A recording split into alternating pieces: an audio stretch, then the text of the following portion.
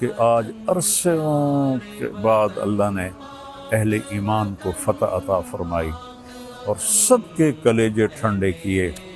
مجھے پتہ نہیں کہ یہ اس آپریشن کا نام کس نے رکھا ہے، بنیان مرصوص، سبحان اللہ، میں ان کو سلام کرتا ہوں جنہوں نے یہ نام رکھا ہے۔ اور آج اللہ تعالیٰ کا فضل ہے، اللہ نے ہمیں عزت دی۔ میں اپنی حکومت کو بھی مبارک دیتا ہوں، اپنی افواج کو بھی مبارک دیتا ہوں، اور ان شاہینوں کو مبارک دیتا ہوں جنہوں نے فضا میں اڑ کر جان ہتھیلی پہ رکھ کر ڈیتھ سرٹیفکیٹ پر دستخط کر کے، میں نے وہ ویڈیو دیکھی کہ ہمارے جوان ڈیتھ سرٹیفکیٹ پر آسان ہے سائن کرنا۔ تو آج کے میڈیا نے، چونکہ یہودیوں کے ہاتھ میں ہے، انہوں نے مسلمانوں کو کہہ دیا یہ دہشت گرد ہیں، ہندوؤں نے کہا آتنکوادی ہیں۔ تو میرے بھائیو، میں پوری دنیا کے انسانوں سے کہہ رہا ہوں، اسلام امن کا مذہب ہے، محبت کا مذہب ہے۔ ہم کبھی پہل نہیں کرتے، ہم کبھی پہل نہیں کرتے۔ اور ہندوستان والوں سے کہتا ہوں، اچھے ہمسائے بن کر رہو۔ ہمارے تو ہمسائے کے اتنے حقوق بتائے ہیں ہمارے نبی نے، یہ جس کی کوئی حد کوئی نہیں۔ آپ اچھے ہمسائے بن کے رہو تو ہمیں آپ سے کیا غرض ہے؟ آپ کا بھی نفع ہے، ہمارا بھی نفع ہے کہ ہم اس نفرت سے اور اس جنگ سے باز رہیں۔ جس نے اس آپریشن کا نام رکھا ہے بنیان مرصوص۔ اور اس کے بعد میں عرض کرتا ہوں حکمرانوں سے جو اس وقت ہیں، جو اقتدار میں ہیں، طاقت میں ہیں، پورے قوم کو بنیان مرصوص بنا دیں، اور یہ جو سیاسی اختلاف ہیں اس کو دشمنی تک نہ لے جائیں، لوگوں کو آزادی دیں کہ آزادی سے وہ سیاست کر سکیں، تو ہم پھلیں گے پھولیں گے۔ السلام علیکم ورحمۃ اللہ وبرکاتہ۔ بسم اللہ الرحمن الرحیم، والصلاة والسلام علی رسولہ الکریم وعلی آلہ واصحابہ اجمعین، اما بعد، فاعوذ باللہ من الشیطان الرجیم، بسم اللہ الرحمن الرحیم، ان ینصرکم اللہ فلا غالب لکم،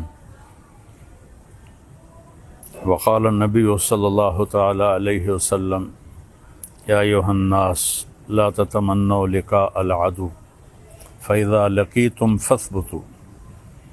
میرے محترم پاکستانی بہن بھائیوں اور پوری دنیا کے اہل اسلام جو مدتوں سے آگ و خون میں جل رہے تھے، اللہ نے ایک معجزہ دکھایا اور اپنے سے 10 گنا بڑے دشمن کو اللہ تعالیٰ نے خاک میں ملا دیا اور ان کے غرور کو زمین میں دفن کر دیا، اور اللہ تعالیٰ نے اپنے بندے کی مدد فرمائی۔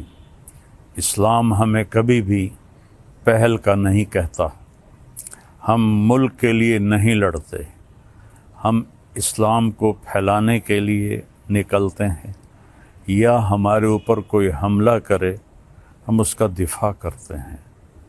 اسلام امن کا مذہب ہے، بھائی چارے کا مذہب ہے۔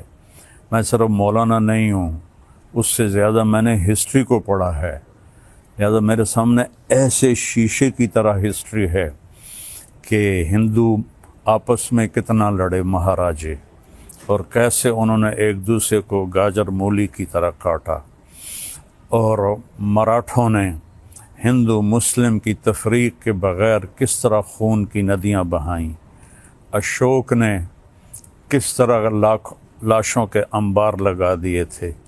اور میں اپنے نبی پہ قربان جاؤں، جب انہوں نے مکہ فتح کیا، 18 برس کی دشمنی تھی کہ ہم نے محمد بن عبداللہ کو قتل کرنا ہے۔ یہ وہ لوگ نہیں تھے جو صرف سیاسی اختلاف تھا یا چھوٹی موٹی کوئی دشمنی تھی، اس درجے کی دشمنی تھی کہ اس کو قتل کرنا ہے۔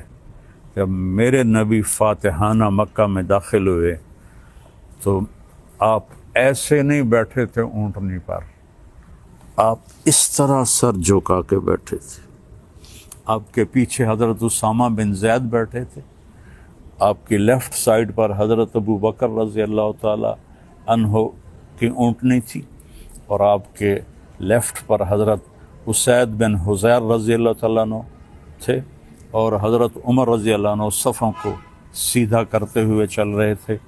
اور میرے لوگ جب داخل ہوتے ہیں تو فاتحانہ تو ایسے داخل ہوتے ہیں، اور کہتے ہیں گاجر مولی کی طرح کاٹ دو، نہ بچہ چھوڑو نہ بڑا چھوڑو۔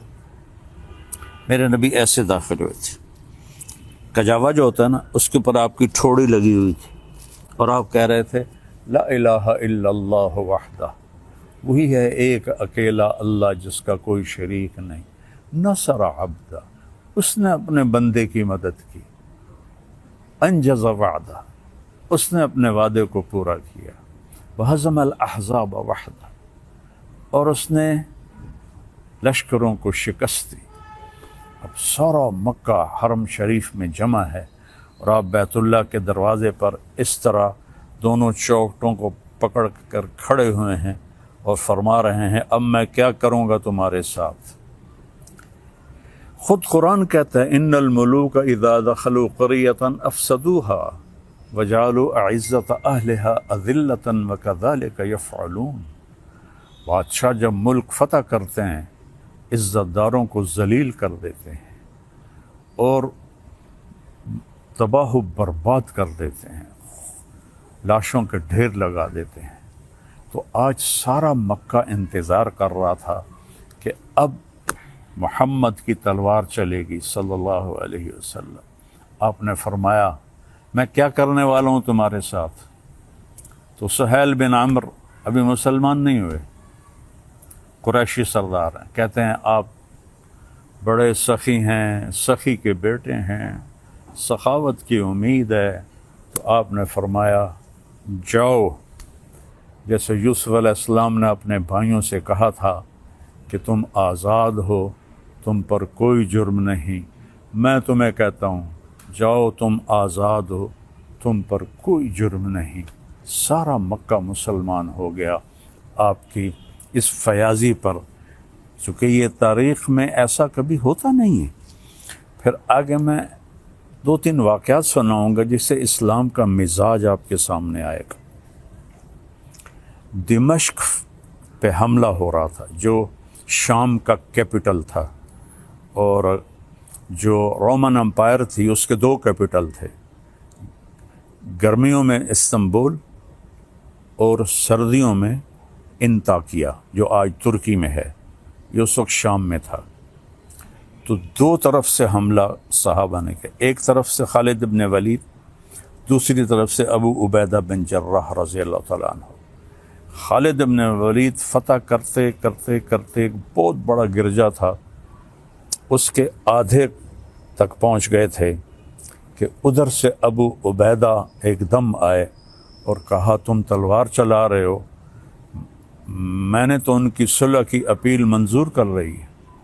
تو خالد بن ولید کو غصہ آ گیا، میں امیر ہوں، میری اجازت کے بغیر تم نے ان سے صلح کیوں کی ہے؟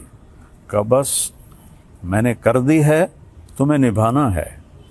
تو اب بتاؤ جو آدھا شہر فتح کر چکا ہو اور مال غنیمت اور کیا کچھ ہو، اور باقی آدھا بھی فتح ہو گیا، لیکن ایک آدمی نے کہا میں نے صلح کی اپیل منظور کر لی ہے، خالد نے تلوار نیچے کر لی، آدھا گرجا توڑ کے مسجد بنایا گیا اور آدھا گرجا رہا، اس کو جو توڑا تھا ایک طرف سے اسے مسلمانوں نے ٹھیک کر کے ان کو بنا کے دے دیا۔ پھر ولید ابن عبد الملک کے زمانے میں کوئی 60-70 سال بعد اس نے عیسائیوں سے وہ گرجا خریدا منہ مانگے بول پر، اور وہ مسجد بنائی جو آج دمشق میں ہے۔ اور جو قیدی پکڑے گئے اس میں پتہ چلا کہ رومن امپائر کے بادشاہ کی بیٹی بھی قید ہے، چونکہ اس کا جو خامن تھا وہ دمشق کا گورنر تھا، اس کا نام تھا توما۔